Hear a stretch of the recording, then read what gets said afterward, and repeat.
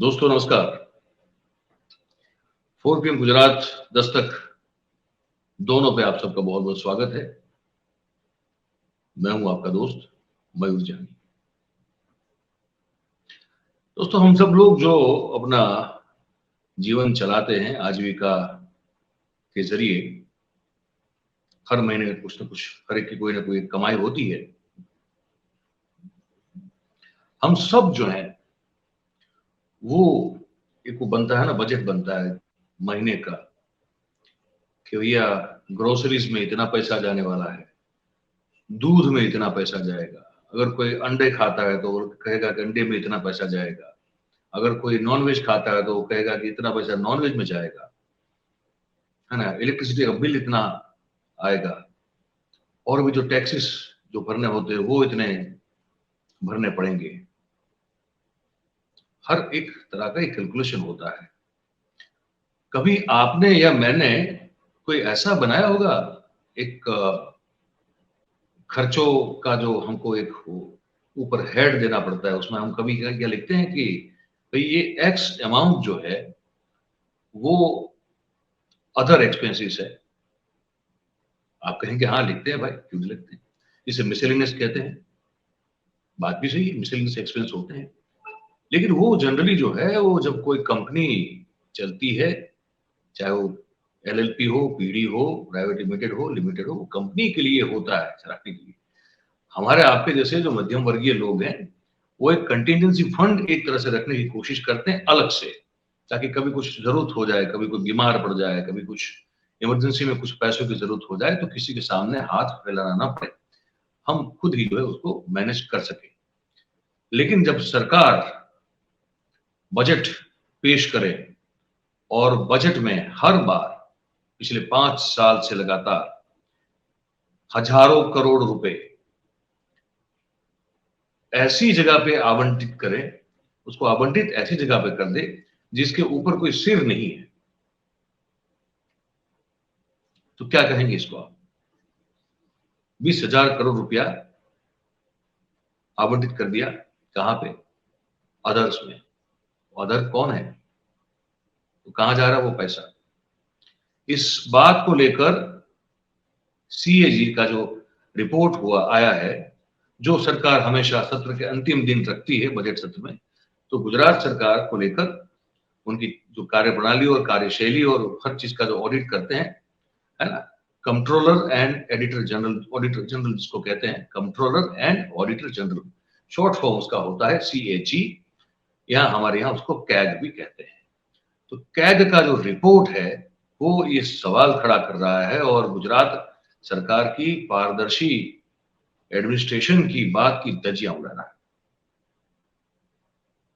हम आपको थोड़ा विस्तार से बता दें, वो रिपोर्ट जो आई वो रिपोर्ट है हमारे सामने, ये रही।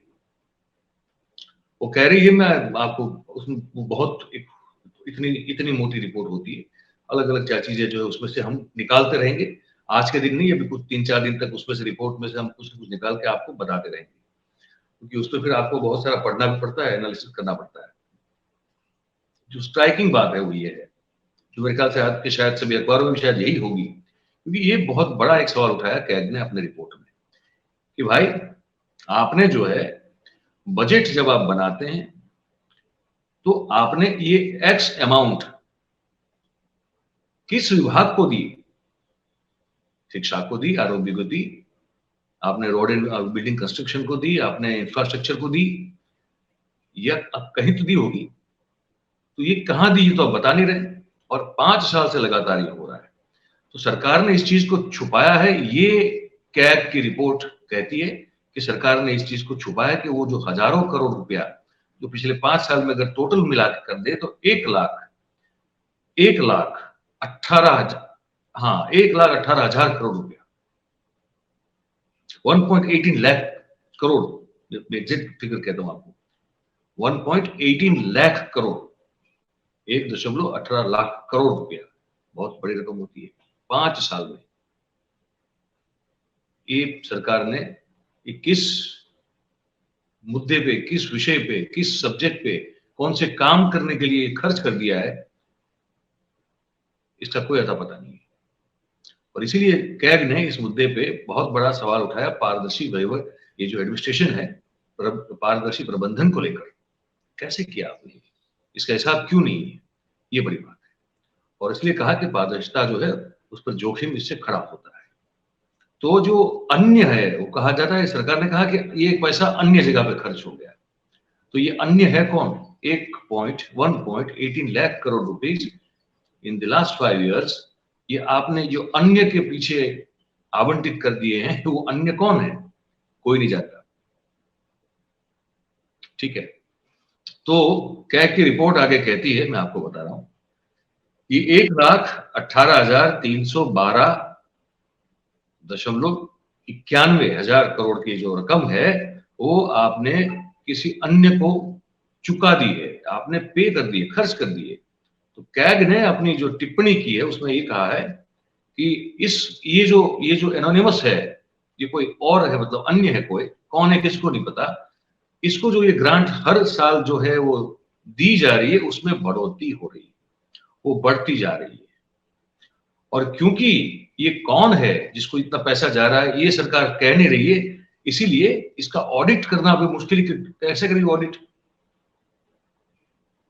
पता चले कि शिक्षा में खर्च किया तो फिर शिक्षा का ऑडिट होगा, कृषि में खर्च किया तो कृषि का ऑडिट होगा, ठीक है ना? वो पता चले तो फिर ऑडिट हो। अगर पता ही नहीं कि ये पैसा कहाँ खर्च हुआ है और सरकार बता नहीं रही है, वो अन्य लिख रही है, अदर्स, तो वहां तो कैसे फिर पता चलेगा कि इसका ये खर्च कहाँ हुआ? तो कैग कहती है कि इसका हम कोई ऑडिट कर नहीं पाए क्योंकि सरकार इसमें बता ही नहीं रही कि पैसा कहाँ खर्च हुआ है। छोटी मोटी रकम नहीं है, 5 साल में 1.18 लाख करोड़ ये रकम है। तो बड़ी धारदार, बड़ी तेज एक टिप्पणी और एक जो है बात कैग ने कही है, हमको लगा आपको ये बताना चाहिए। अब हम आपको जो है 5 साल का आंकड़ा दे देते हैं, ठीक है। 2017-18 के साल में जो ये अन्य को जो पैसा दिया गया है वो है 20,856.91 करोड़, जो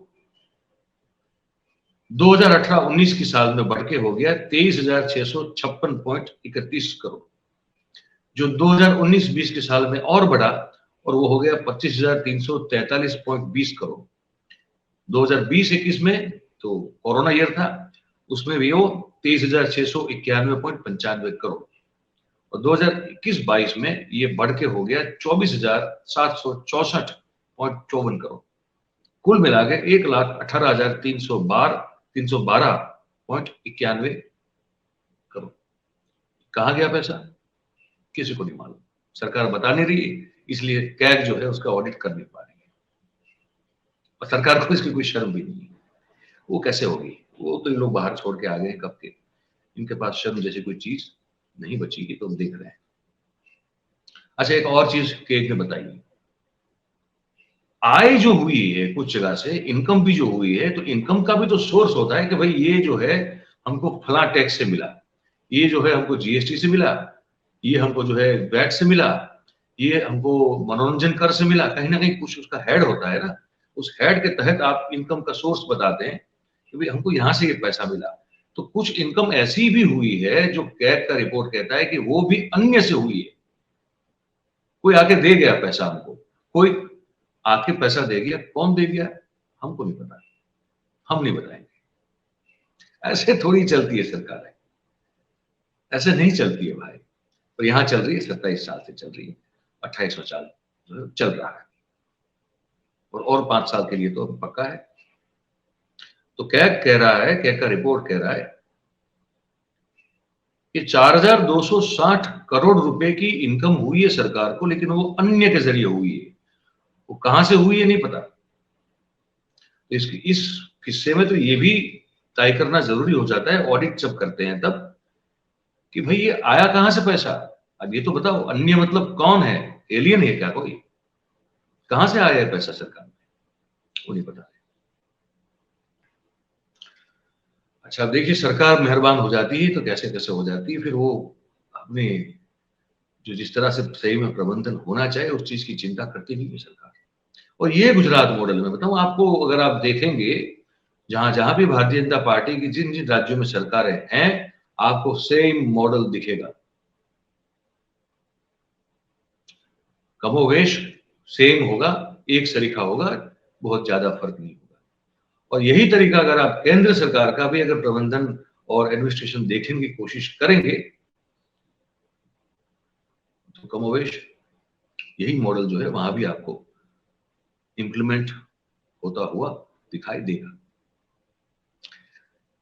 कैग का रिपोर्ट कह रहा है कि भाई हमारी जो स्टेट ट्रांसपोर्ट की बसेस है वो निगम में बना है ना, एसटी स्टेट ट्रांसपोर्ट का निगम बना हुआ है, तो उसी के तहत पूरे राज्य में सरकार की बसें दौड़ती हैं। तो जो एसटी निगम है, जो स्टेट ट्रांसपोर्ट निगम है, अब वो क्या करता है कि एक तो पैसेंजर से टिकट का पैसा लेता है, ठीक है, और उसी में वो एक टैक्स भी लेता है, उस चार्ज में वो मिला के एक टिकट का पैसा बनता है। जहां से जहां आपको जाना हो और आपको एक टिकट लेनी पड़ती है और उस टिकट में जो टैक्स है वो भी इंक्लूड हो जाता है। तो जो टैक्स की रकम होती है ना भाई साहब, वो आपको सरकार में जमा करवानी होती है। टिकट का खर्च तो आप रखेंगे क्योंकि आपको भी कमाना है, लेकिन जो टैक्स है वो आपको गवर्नमेंट में जमा करवाना होता है। तो एसटी निगम ने वो टैक्स जमा नहीं करवाया, ठीक है, क्योंकि जो 7th पे कमीशन था उस तहत उनको अपने कर्मचारियों को एरियर्स के साथ पैसे चुकाने थे, और हमारा एसटी निगम उस स्थिति में था नहीं कि वो एरियर्स के साथ अपने कर्मचारियों को पैसा चुका सके, ठीक है। तो सरकार ने बड़ी दिलदारी दिखाई, उन्होंने कहा कि अब वैसे भी आप तो सालों से जो है वो नुकसान कर ही रहे हैं, तो आपको जो है कहाँ आपसे पैसा लेंगे, है ना। तो 48 करोड़ रुपए की राशि थी जो कि टैक्स की राशि थी, जो कि सरकार को जमा, सरकार के पास जाकर एसटी निगम जो है उसको जमा करवानी थी, वो पैसे भरने थे, वो एसटी निगम भर नहीं पाया। सरकार ने उस लोन को माफ कर दिया और एक एक नोट लिख दी कि हमने 48 करोड़ रुपए एसटी निगम को बतौर लोन दे दिए हैं, ऋण के तौर पर दिया। अच्छा, तो आप जब मुझे या मैं आपको अगर कोई ऋण देता हूं तो हम लोग तय करते हैं ना कि भैया ये कितने समय के लिए, समय सीमा क्या होगी इसकी, 1 साल, 2 साल, 3 साल, 4 साल, 5 साल, 10 साल, कुछ तो होगा उसका। और फिर उसमें भी तो आप इंटरेस्ट लेते हैं, आपको मुफ्त में तो कोई थोड़े पैसे देता है, इंटरेस्ट लेते हैं फिर लोग। तो कुछ ऐसी शर्तें तय हुई, तो कैग का रिपोर्ट कहता है कि बिल्कुल नहीं। तो वो समझ में नहीं आ रहा है कि कितने समय में ये लोन जो है 48 करोड़ रुपए की वो एसटी को वापस भरनी है और कितना ब्याज चुकाना है, इसका कोई जिक्र नहीं। एक बड़ी महत्वपूर्ण जो बात कही है कैग ने अपने रिपोर्ट में, वो ये है कि देखिए हर एक सरकार जो है वो उस पर ऋण होता है। हमारी सरकार में भी 3.21 लाख करोड़ का ऋण है, ठीक है। तो ऋण को आप अदा करते हैं तो उसके लिए अलग से एक वर्टिकल बनता है जहां पे आपको एक फंड रखना पड़ता है, और वो फंड जो है उसमें आपको पैसे जमा कराने पड़ते हैं समय समय पे, उसका एक शेड्यूल डिसाइडेड होता है। तो कैग की रिपोर्ट कहती है कि वो जो ऋण भरने वाला जो एक एक रिजर्व एक फंड होता है जिससे ऋण जो है वो भरा जाता है, पे किया जाता है, उस फंड में 10,500 करोड़ रुपए को सरकार को शेड्यूल के मुताबिक जो डिसाइडेड किया था उसके मुताबिक भरना था। सरकार ने वो 10,500 करोड़ रुपया वहां नहीं डाला, और क्या किया उसे, क्योंकि वो भरना था, अगर वो भर देते तो वो सरकार के हिसाब में क्लियर लिख जाता कि भैया ये तो इसको ऐसे टच नहीं कर सकते, ये डेट भरने का एक जो ये फंड है उसी में उसको जमा करना है। सरकार ने वो पैसा नहीं भरा, सरकार ने उस पैसे को, जो बचा पैसा, उसको क्या बता दिया, अपनी रेवेन्यू इनकम बता दी। गुजरात सरकार ने उसे अपनी रेवेन्यू इनकम बता दी, ठीक है। और ऐसे कुल अलग अलग 10,921 करोड़ रुपए का फंड जो है वो सरकार ने अपनी इनकम के तौर पर बताया, और इसके जरिए जो डेफिसिट वाला बजट था उसको प्लस सरप्लस बजट जो है वो घोषित कर दिया। देख रहे हैं खेल सब, ये पैसों का उपयोग किया सरकार ने अपने डेफिसिट वाले बजट को सरप्लस बजट के तौर पर कन्वर्ट करने के लिए, परिवर्तित करने के लिए। विकास ऐसे होता है, देखिए समझिए, विकास पाने का विकास की नई ऊंचाइयों तक पहुंचने का ये सबसे आसान और सरल तरीका है। तो ये क्या एक और चीज कहती है, ये कहती है, ये भी बड़ी गंभीर बात है, ये जो लिखा हुआ है बड़ा गंभीर है। ये कहती है कि नेशनल पेंशन स्कीम जो होती है उसके तहत सरकार को कर्मचारियों के जो पेंशन जो उनके अकाउंट होते हैं, तो उनमें से जो उन्होंने कटौती की होती है उनकी पेंशन स्कीम में डालने के लिए, ऐसी कुल 2258 करोड़ की जो रकम है, उनमें से 49 करोड़ रुपए नेशनल सिक्योरिटी डिपॉजिट लिमिटेड में कम जमा करवाए। उनको जमा करवाने थे नेशनल पेंशन स्कीम योजना के तहत अपने कर्मचारियों के 2258.62 करोड़ रुपए जमा करवाने थे, लेकिन उसमें से सरकार ने 49 करोड़ रुपए जो है वो काट लिए, वो कम जमा करवाए, और वो जो रकम थी वो सरकार ने अपने इस्तेमाल के लिए रख दी, जो नहीं रख सकते। आप अपने कर्मचारियों के पेंशन के पैसों के साथ खिलवाड़ नहीं कर सकते, लेकिन आपने किया। वो जो 49.5 करोड़ रुपए के आसपास था, 49 करोड़ के आसपास, वो उन्होंने अपने खर्चों के लिए अलग से रख दिया। पैसा था सरकारी कर्मचारियों के पेंशन का पैसा। और अब क्योंकि ये हुआ तो फिर क्या हुआ, अब क्योंकि सरकार अब पेंशन जो स्कीम योजना चलती है नेशनल सिक्योरिटी डिपॉजिट लिमिटेड के तहत वो चलाती, तो उसको क्या करना पड़ा फिर कि उसको 97 लाख रुपीस का ब्याज चुकाना पड़ा।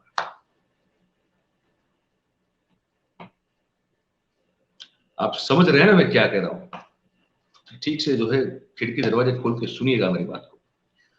अच्छा, तीसरा बड़ा एक पॉइंट जो है कहा है कैग के रिपोर्ट ने, वो आप सुनिए। जो नुकसान करने वाली कंपनी सरकार की हैं, जो सिर्फ नुकसान कर रही है, ठीक है, ऐसी कंपनियों का भी जो है बोझा ढहने के लिए, भार वहन करने के लिए गुजरात सरकार ने नुकसान करने वाली कंपनियों के पीछे उन कंपनियों को 1.16 लाख करोड़ से भी ज्यादा रुपए दिए, जहां वहां कुछ हो नहीं रहा है, कोई प्रॉफिट नहीं है, ब्रेक इवन भी नहीं है, सिर्फ नुकसान हो रहा है। ऐसी कंपनियों को 1.16 लाख करोड़ रुपए से ज्यादा की रकम जो है, राशि जो है वो दी गई है, ठीक है। और ये सब कंपनियों ने मिलकर कमाई कितनी की? 134 करोड़। दिया कितना? 1.16 लाख करोड़। तो आया कितना? 134 करोड़। तो मतलब कि सरकार ने जो इन्वेस्ट किया इन कंपनियों के पीछे, और उस इन्वेस्टमेंट की कंपैरिजन में अगर आप देखें कि कमाई क्या हुई इन परसेंटेज, तो कुल इन्वेस्टमेंट का 0.12% जो है वो सिर्फ कमाई हुई, उतना ही पैसा सिर्फ रिकवर कर पाई सरकार इन कंपनियों से। और उसमें सबसे बड़ी कंपनी जो नुकसान करने वाली या जो कर रही है, वो जो कंपनी है वो है हमारी नर्मदा निगम कंपनी, जिसमें 739.32 करोड़ रुपए का नुकसान हुआ है, ठीक है।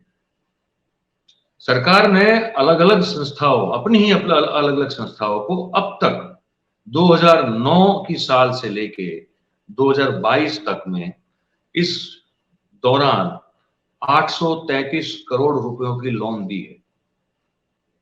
लोन के तौर पर 833 करोड़ दिए 2009 से लेकर 2022 के बीच में, और उनमें से एक भी संस्था ने ना ब्याज चुकाया है, ना 1 रुपया वापस किया है। तो कैग ने कहा कि आपको इनसे आपका पैसा तो वापस लेना चाहिए, आपने बांट के रखा हुआ है, जैसे आपने जो है घर के पेड़ पे जो है आपने पेड़ लगाया हो, उसमें पैसे 2000 के नोट जो है वो उग रहे हो फल की जगह पे, या तो कोई आपको खजाना मिला है। मतलब आप इसका जो है आपको जिम्मेदारी बनती है कि जब आप कहीं पैसे देते हैं, चाहे अपनी ही चीजें, अपनी कंपनी क्यों ना हो, अपनी संस्थाएं क्यों ना हो, लेकिन वो ऐसे भूल जाने के लिए नहीं देते ना, आपको उसका हिसाब तो लेना पड़ेगा।